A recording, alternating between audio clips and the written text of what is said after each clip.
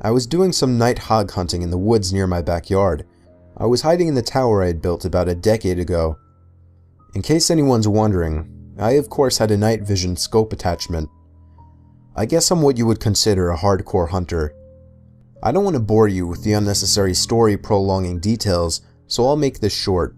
And I want everyone to know that though I agree this story sounds far-fetched and crazy, it is nothing but the truth.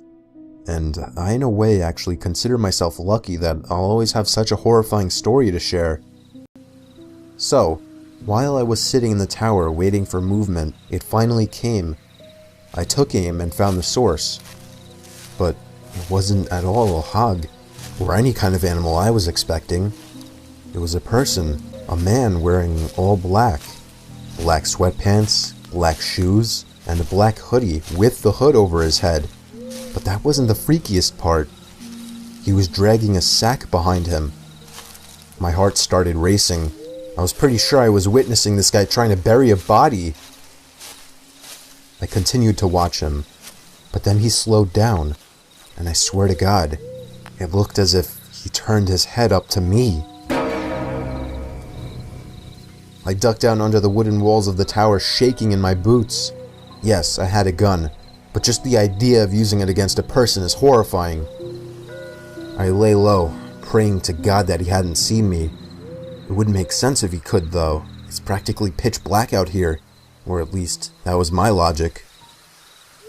Seconds felt like an eternity as I waited for the footsteps in the leaves to move elsewhere, but I didn't hear any footsteps.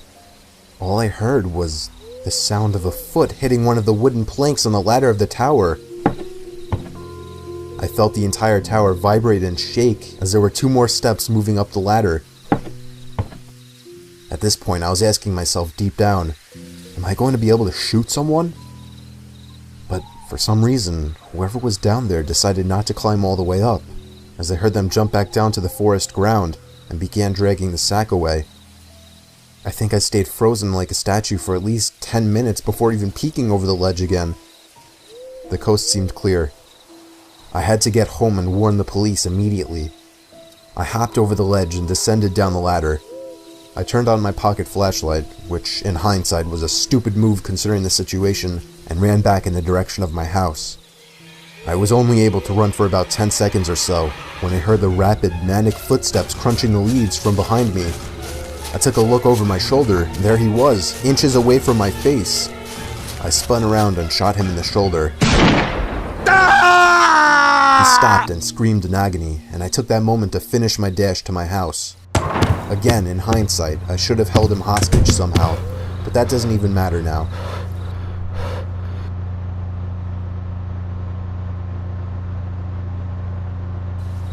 I called the police, who showed up within 15 minutes with a whole search squad, and I led them all into the woods to the exact location where I shot him.